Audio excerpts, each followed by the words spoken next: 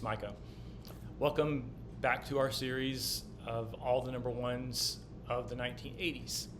I am going through each and every number one single on the Billboard Hot 100 from the 1980s. And the next one that we're going to look at and hear is Hard to Say I'm Sorry by Chicago. From the little bit of background that I got off of this, it was consistent with what I thought I remembered. This was, in a way, Chicago's comeback single. And it's also the single that kind of marked the beginning of their departure from the sound that their OG fans really fell in love with. This is where they became more of a ballad-centered pop group as opposed to the horn-centered, heavily jazz-influenced group of the 1970s and I guess of the 60s as well. This was off of Chicago 16, I believe, and apparently it was time for a refresh, or somebody decided, whether it was the band or their record label or the producers, or somebody said, look, we need to kind of bring Chicago into the 1980s because of this horn ensemble in the background is getting a little dated. That's me paraphrasing, of course. And so to this day, you know, I hear Chicago fans complaining still about the pivot that the group took in the 1980s. And I was surprised, as much of an accomplished band as Chicago is, that on this song, almost the whole band sat out on the song, and it's really just Peter Cetera, I think one other band member, I can't remember who it was, maybe just one other band member played on the song, and then David Foster, the producer and co-writer, played piano. And so it was pretty much, for all intents and purposes, a Peter Cetera song, which kind of, I feel like, steered us into his solo career in the mid-'80s. And maybe that was part of the plan all along too, who knows. But can you imagine having a group of accomplished musicians, having however many people were in the band, 7, 10, I don't know. I guess it was supposed to be 7 originally, and I only know that because of the Golden Girls. If you don't know, don't bother unless you just want to research it. But having all these accomplished musicians and then saying, nah, well, we're going to pass on including any of you in the recording of this song that we're going to release as the first single from the new album. I feel like this was, you know what, I don't know enough, I don't have enough background, but it seems to me like this is around the time when this phenomenon started, with bands that were accomplished kind of releasing singles that weren't really reflective of a group effort as much. It seems like when we looked at Blondie's Call Me, that was a song that was more or less spearheaded by Giorgio Moroder and maybe didn't have quite as much to do with anyone else in the band besides Deborah Harry. And we all of us who've lived through the last 10, 15 years have seen the evolution of Maroon 5 into basically just an Adam Levine solo show with producers where we don't even really know what the other guys are doing anymore. So it's definitely a trend that has continued to the current day, but it could have reached back further than this. But this is definitely, I feel like this is a really good example of the band kind of dropping out of the picture, and then a front person kind of taking center stage and more or less using the band name as a way of kind of gaining visibility for themselves. Or, you know, the other way to look at it is that the band was reaping the benefits and getting the royalties to the extent that they were. Performance royalties weren't really a big thing. They still aren't a huge thing in the music industry, so maybe they weren't getting much of anything. But at least staying popular and relevant and getting the ticket sales and so forth. So, you know, there's something to be said for not having to do anything and still getting some residuals from it. So there's two ways of looking at it. Anyway, let's look at the music video and hear the song. This is Hard to Say I'm Sorry by Chicago.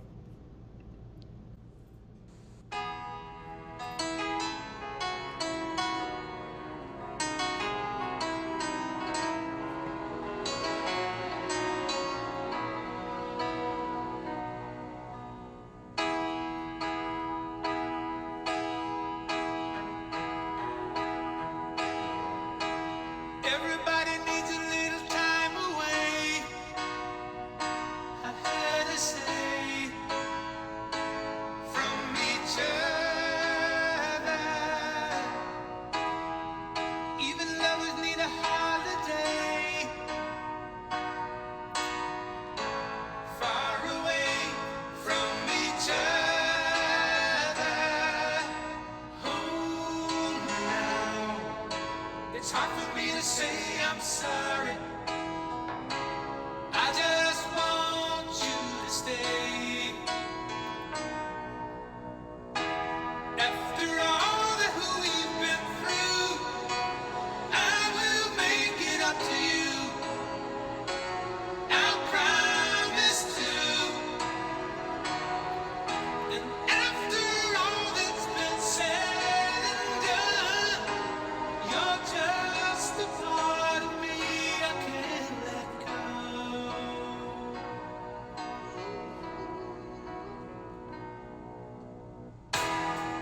Couldn't stand to be kept away just for the day from your body. Wouldn't wanna be swept away, far away from the one that I love. Oh, now it's hard for me to say I'm sorry. I just want you to know. Hold me now. I really wanna tell you I'm sorry. I could never let you go.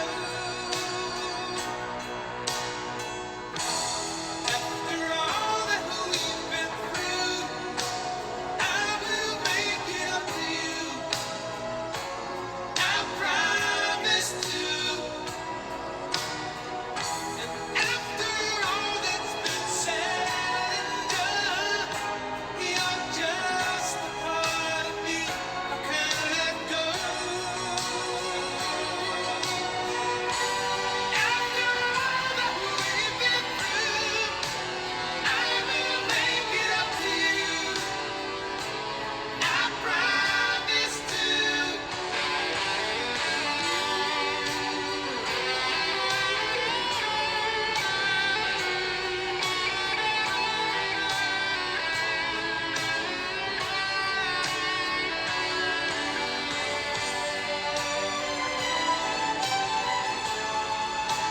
You're gonna be the lucky one.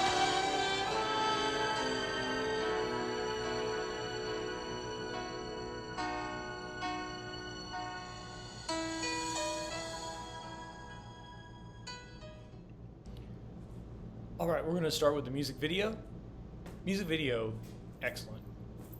Definitely a very focused, a very tastefully edited, artfully conceived, tight music video. Not your typical 1980s video with random flashes of avant-garde imagery, which is great in and of itself, and properly done, it can create a very evocative music video. But just as often people were putting out, well, the last video I did was Abracadabra, and that to me is an example of how that can go wrong, or at least not age well.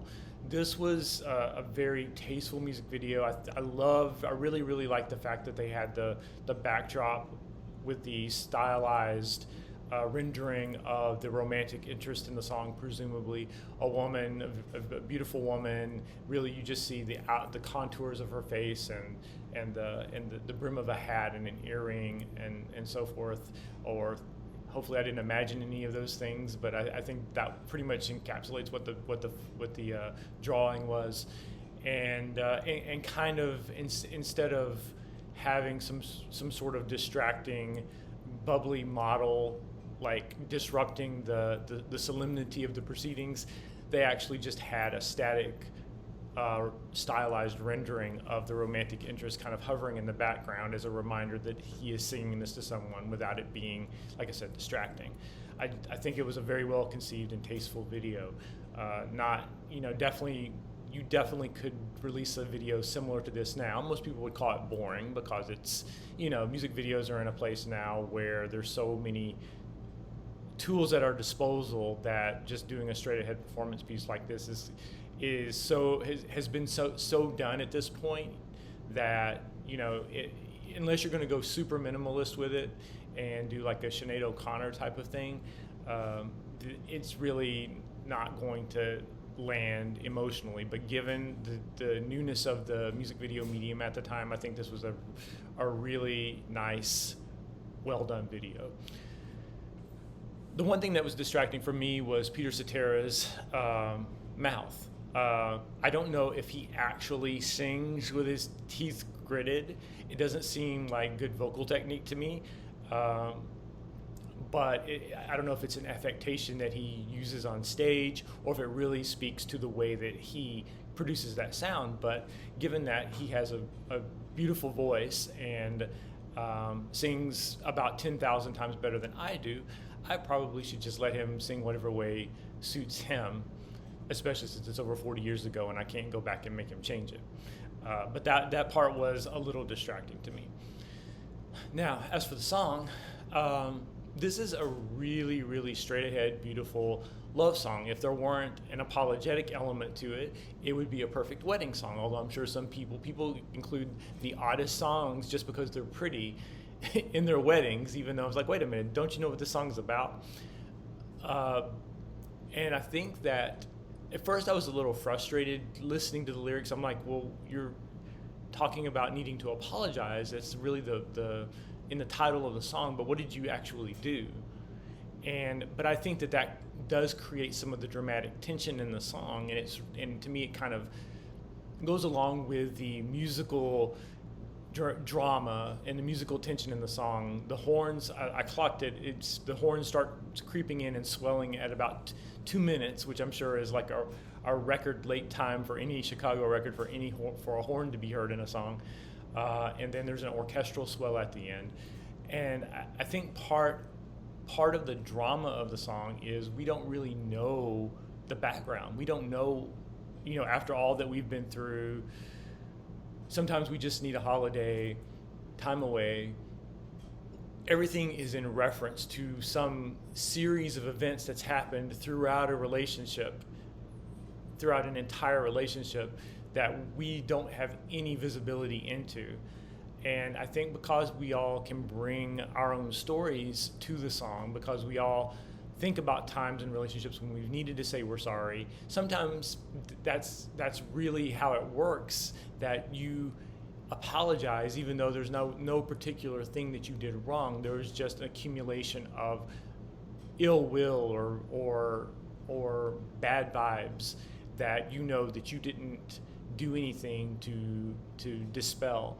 And so I think that actually rings very true. It is a bit of a generic lyric in a way, but the way the lyrics sit with the music, it does err toward the side of universality in a good way rather than being super generic and having no meaning whatsoever. So I think that's why it's endured as a standard. I think it's probably still rather well known today. I know As Yet did a remake of it sometime around 1998, 2000, something like that, and that kind of gave it a second life. But I think the song, because it has it doesn't have a specifically 80s sound to me. I know there's flourishes and probably technical aspects of it that kind of date it, but the overall arrangement of the song is pretty timeless, within the context of our current, period of time.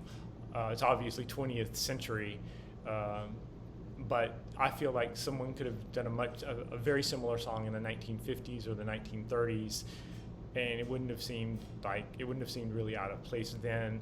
And if someone decided to do a song like that with that arrangement now, and with the same sentiment, it was just a new song that was just released, it would seem a bit old-fashioned, but it wouldn't seem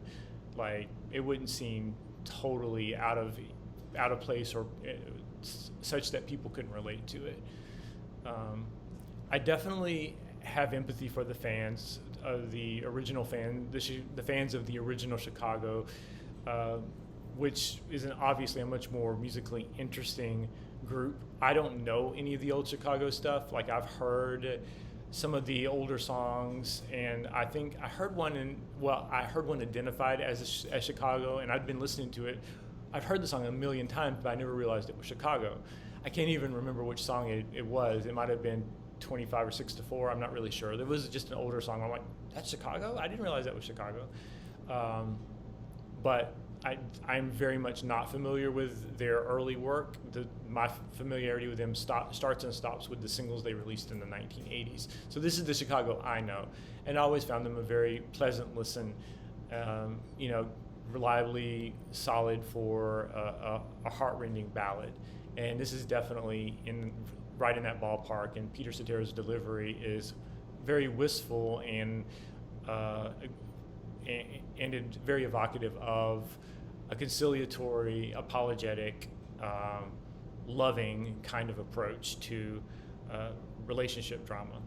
So it clicks on all cylinders. It may not be it may not be edgy or musically complex in the way that a lot of the fans of the original Chicago would like it to be, but it's good for what it is, definitely. So that's all I have to say about that. Until next time, when we get into yet another #1 song from the 1980s, the next one will be John Mellencamp, Jack and Diane.